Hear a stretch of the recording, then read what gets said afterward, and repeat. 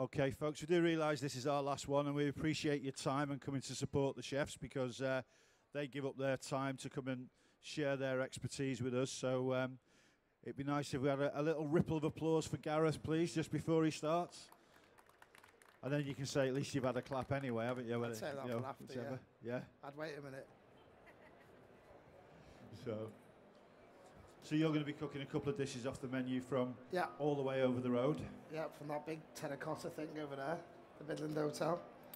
So we're going to do 2 dishes off the menu from Mr. Cooper's. So the first one we're going to do is passion fruit sea bass, passion fruit brine sea bass with kohlrabi. So quite a simple dish to prepare really, but with quite strange, complex flavours.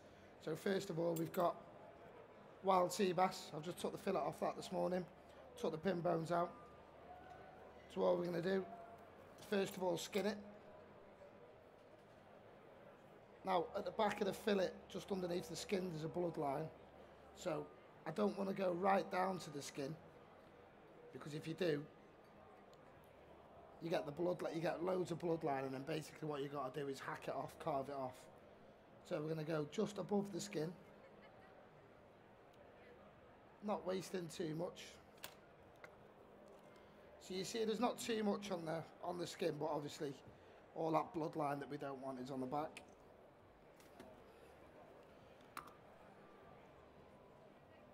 So all we're going to do now is just, again, this main bloodline, we're just going to nick that out.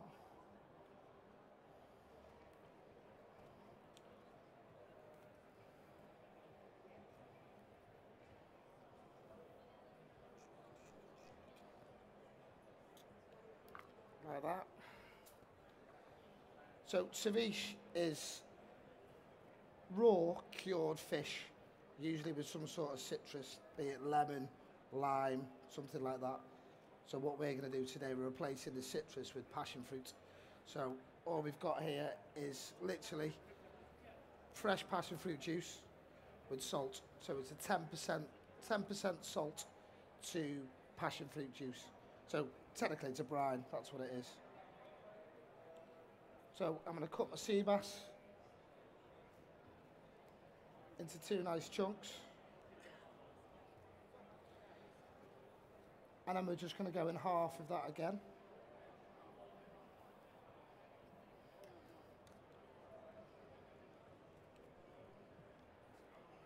Same again with this one.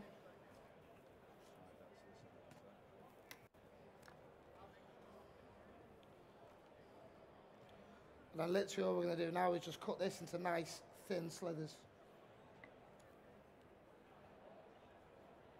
So when you're doing a dish like this, it's really important that your fish is really nice and fresh, because obviously you're serving it raw with just a little bit of cure on it really. So really nice fresh fish, as fresh as you can get it. So got 2 nice piles.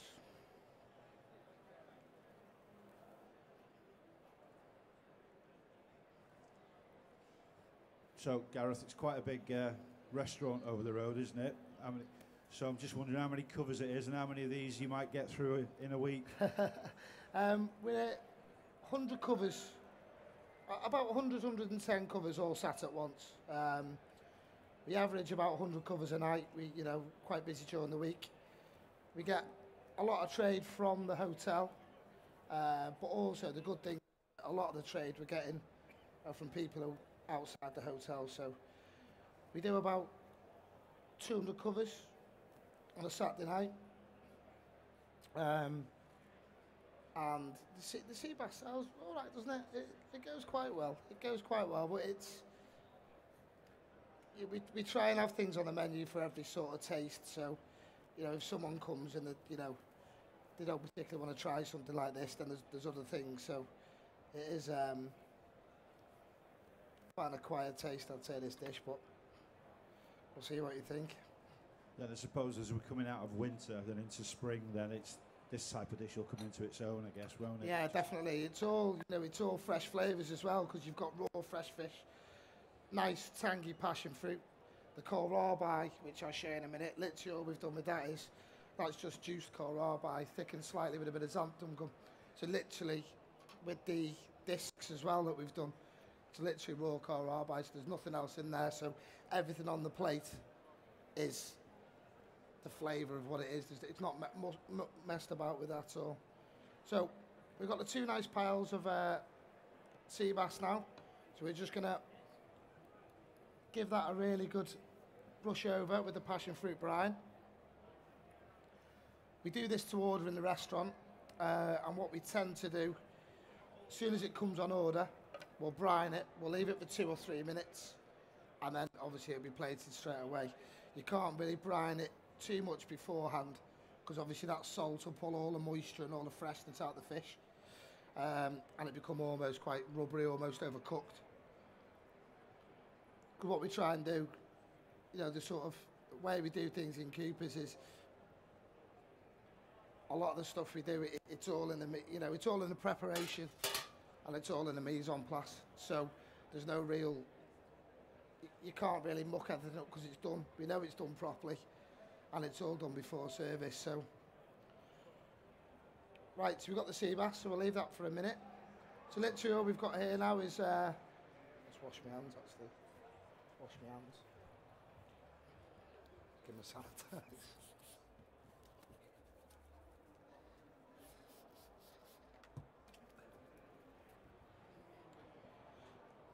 So we've got the kohlrabi discs. So what we've done with these, we've sliced the kohlrabi on a mandolin, nice and fine. And then we haven't got a vat pack machine here today, but what we do is we put the kohlrabi in a little bit of water and rapeseed oil, and we vac it on full for 80 seconds. And what happens is the pressure in the vat packer almost cold boils the water. So when it releases the pressure, the kohlrabi takes on all the rapeseed oil. So that it's called, we call it compressed. So what we're going to do now with the plating up, so we've got the kohlrabi water. So again, all this is fresh kohlrabi juice that we juice ourselves, and a little bit of xanthan, and obviously a little bit of seasoning as well.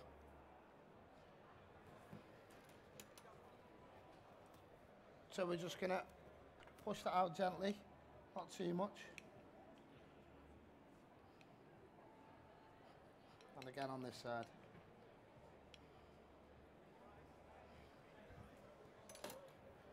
So our sea bass, it's had about 2-3 minutes now. We're just going to pop that onto the corner.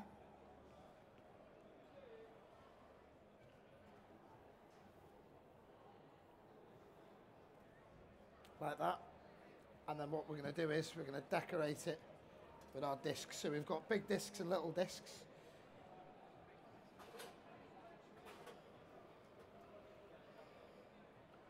Which we're just going to, one big, one small disc, we're just going to pop them all along the fish.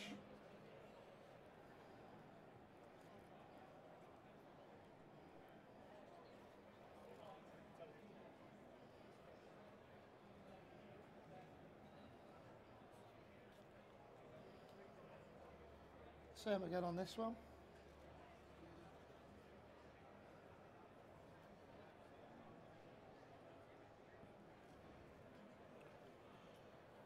And then what we're going to do, finish the dish with a passion fruit emulsion. So again, it's basically a mayonnaise. So what we do is we boil eggs for 4 minutes. So the 4-minute boiled eggs. We cool them down, peel them, and then we make a mayonnaise as if you would with, well, traditionally raw eggs, but they're made with soft boiled eggs. So what we're going to do now,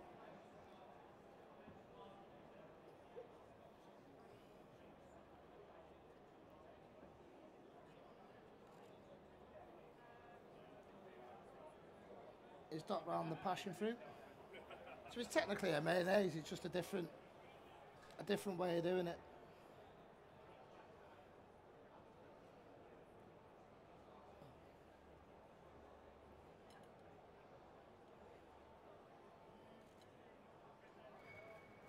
Like that, probably one more.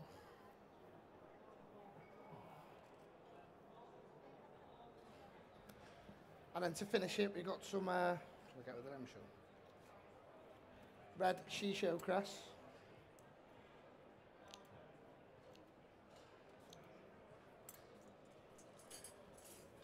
So we're just going to pop the leaves on.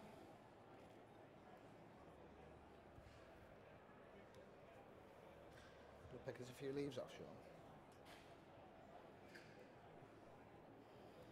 So while you're plating up there, Gareth, I'll just explain why these two ladies have just crept onto the stage here, which is, you'll be pleased to know they're from Manchester Evening News, Chef.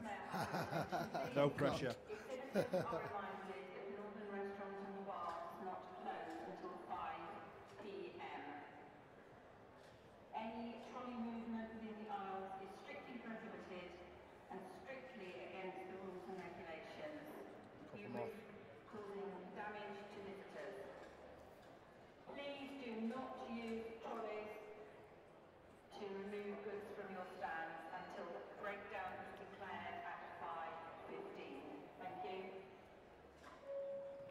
There we go, so that's our first dish. So we've got sea bass and passion fruit ceviche with kohlrabi water and passion fruit emulsion. Cheers, Gareth. So what's happened is anybody that's eating at Chef's table... You're not vegetarians, yeah? No? Bit late now, isn't it?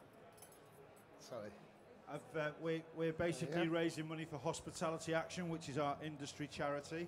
So anybody that's just been invited or come to the chef's table can just actually have donated money towards our charity. So, and the good news is that they've been to the restaurant and they like it anyway. Oh, that's so, all right. Yeah.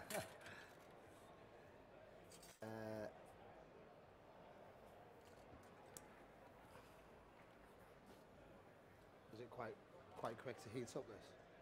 Is it quite quick to heat up?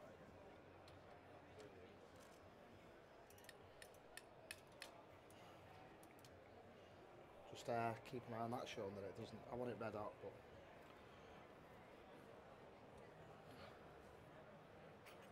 but. So, for the main course, for our second dish, we're going to do cabbage steak with, teriyaki glazed cabbage steak with a wasabi mayonnaise. So this is a vegetarian dish on the menu at the minute, and it's become quite famous on Twitter lately. A few people have had it, and which is good, so I thought I'd show it off today. Really simple dish. So literally there's 3 main ingredients to this dish. You've got hispy cabbage. So what we've done with this is we've brined the cabbage for about 20 minutes and then wrapped it up really nice and tightly in cling film. And then basically where the cabbage steak comes into it, it's exactly what it is. So that's what we're going to be cooking with today. That's the main part of our dish. So it's a hispy cabbage cut into a nice thick steak. And then what we're going to do, we're going to caramelise it up, all the natural sugars in the cabbage. And we're going to finish that with some wild mushrooms. We've got some baby onions, which have actually come from Simon's farm. They came to us on Tuesday. And we're going to finish it with wasabi mayonnaise. And we've also got a little bit of black truffle. This dish is available on Mr. Cooper's menu as well, so it sells well. It's good seller, isn't it? Is that still on high? Just trying to get used to this stove. Is that? Yeah. So with the cling film on, just so the cabbage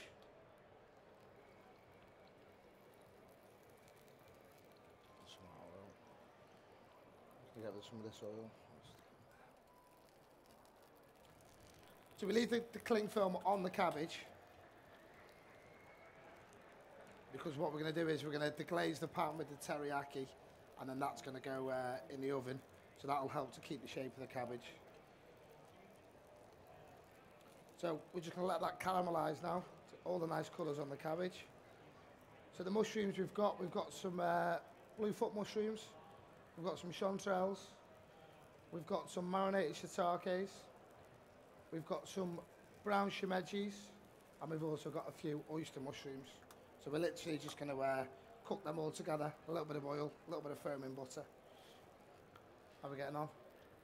I was going to say, it's been pretty quiet over here for the moment, so yeah. Is that a good thing or a bad thing? Anything you can tell us? It's really tangy. It's really nice and tangy. So the passion fruit, obviously making it tangy. And Denise, you said that you'd take your friend to the restaurant for a birthday, yeah? I did, yeah. I really enjoyed it. There you go. And how's the fish? Tastes good. But good. I keep putting the microphone there just as you're taking a mouthful or something like that. So we just need to get a little bit of colour on this cabbage, and then we're going to pop them in the oven. Is that one on? Stick that on there.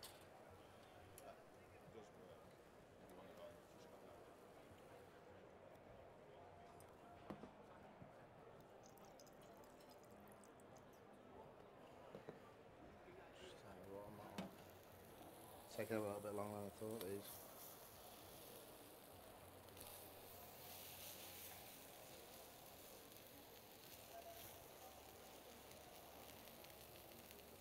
So how long have you been over the road now then, Gareth? I opened it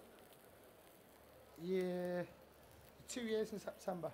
We've been open. Right, that's so it's gone quite quickly, yeah. So what I basically did was I got the job with Simon in the probably 2 years around now, and obviously Mr. Cooper's wasn't due to open until late August, September, so I managed to do about 4 or 5 months in the French, which was good. Right. So it was literally back to being a chef de party, being told what to do, and I was given a sauce section, which was good. I really enjoyed it.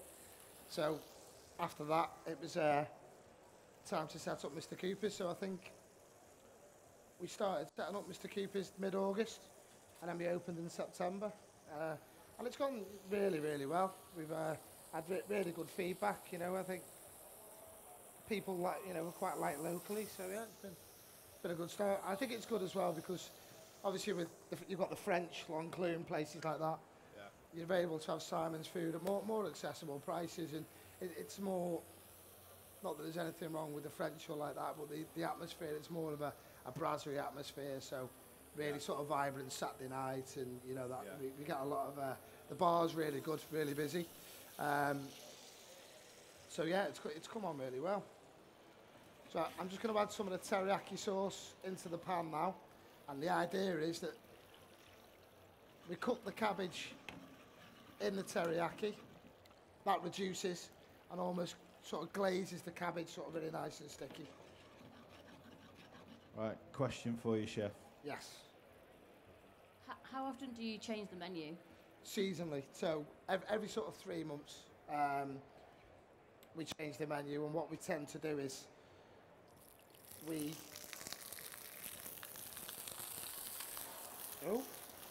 bit of fire. We tend to change 5 starters, 5 main courses. We're a 10-10-10 menu, so we change 5 main courses, 5 starters, 5 mains, and 5 desserts every menu change. So there's some of the dishes, the pork chop with tofu, that's been on since the beginning. The ribeye steak, truffle pudding, that's been on since the beginning. The Nick's meatballs, they've been on since the beginning. So some of them I don't really want to say signature dishes, but they probably won't change. Do you ever take dishes off that maybe aren't as popular as the others, or? Yeah, myself and Simon, sort of every menu change, we have a conversation.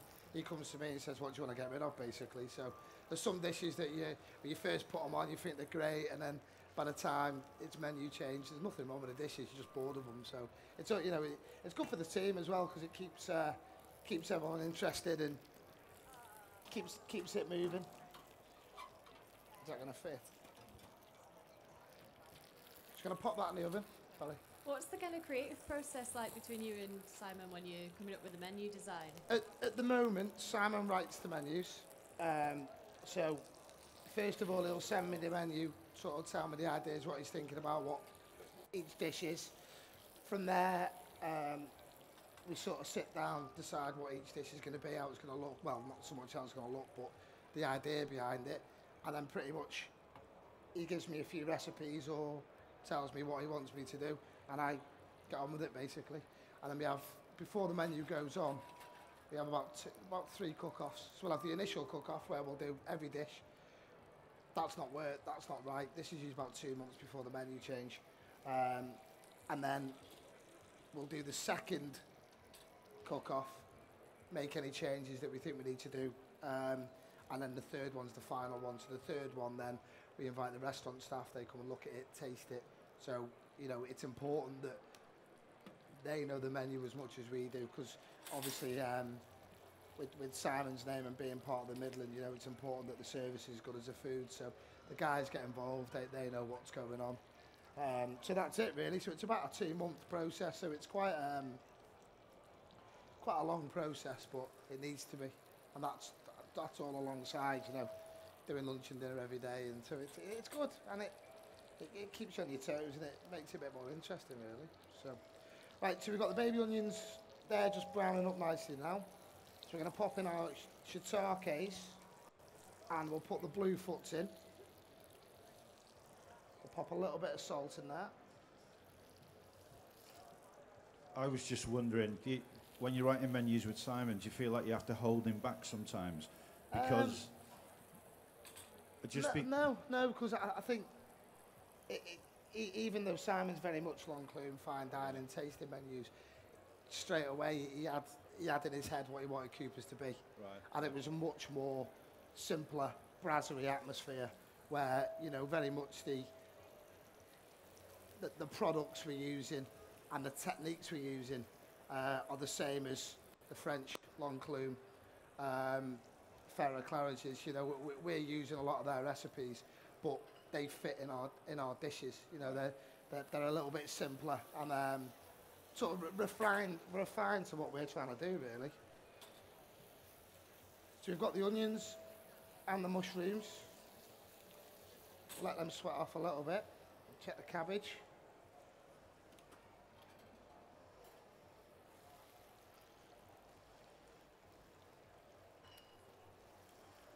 So I reckon we could just finish them on the top.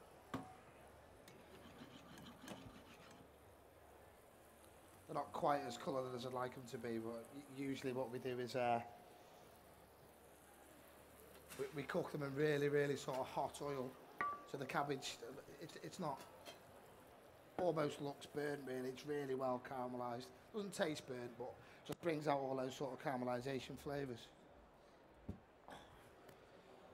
But with the stove slowed me down.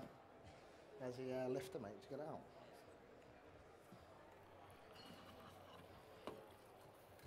So we'll just flip him over.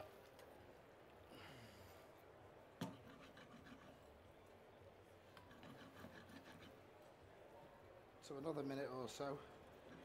So what sort of brigade are you running over there? How many have you got, sort of chefs have you got, or how many on service? We do breakfast for the hotel is served from Mr. Cooper's. So in the morning we've got two breakfast chefs in there every morning. And then we're open 7 days, breakfast, lunch and dinner. So the Mr. Cooper's team at the moment's about 17. But, you know, that sounds a lot, but it's just about right really, isn't it? Because obviously we open for lunch at 12. Then we finish lunch service at 2. And then we're back open pre-theatre, 5 o'clock. Right. And then we're open till 10. So if you think about an 8-hour working day, we're in service 8 hours a day. So plus we've got to clear down, set up, mise en place, you know, all the preparation for the day. So we need that strength of team really, so to make it doable. Right, so they're good to go. They're not caramelised. So we're going to plate this up now. I've lost my duck's foot again.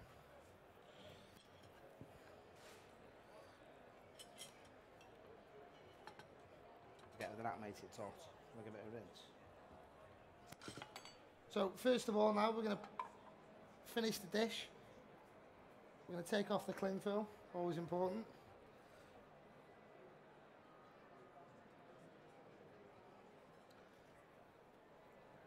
And then in the middle, just going to make a little well in the middle. I'm going to pop in our baby onions. So I'm going to put about 5 baby onions in each one.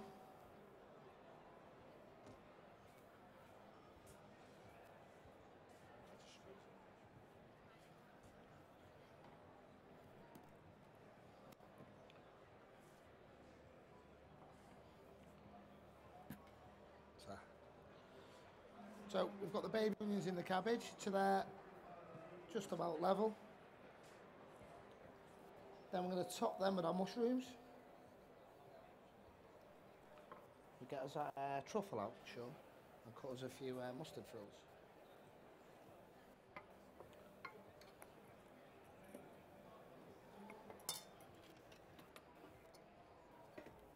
So we've just got a little bit more teriyaki sauce.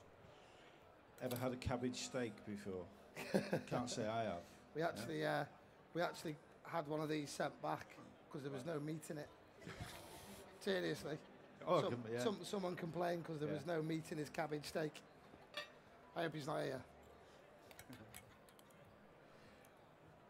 So we're going to put the teriyaki, a bit more teriyaki sauce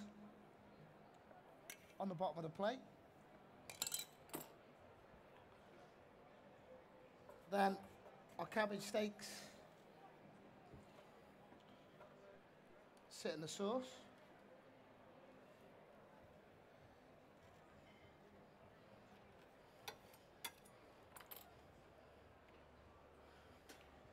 Now for the fun part. So this is wasabi mayonnaise. It's not really spicy. The flavour of the wasabi is there, but not the heat. So we basically make a hot mayonnaise, put it in this gun, and we charge it.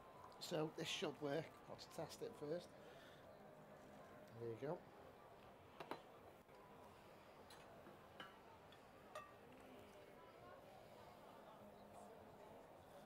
Hello.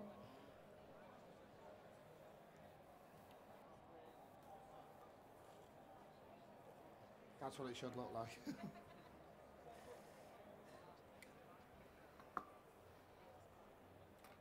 There's a monkey playing. So we're going to finish this now with the black truffle over the top.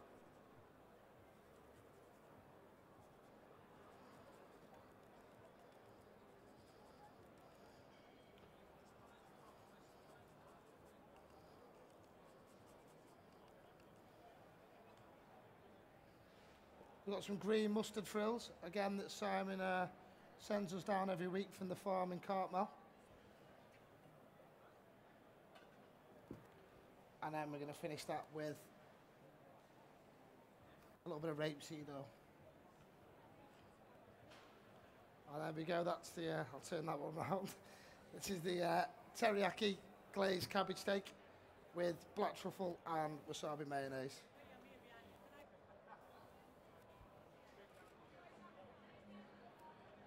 There we go.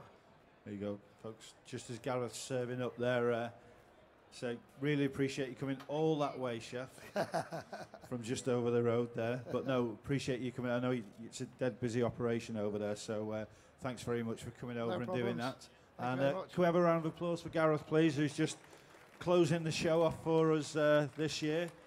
The show's still open for another half an hour, folks, but that's us done up here at Chef Live already for 2015.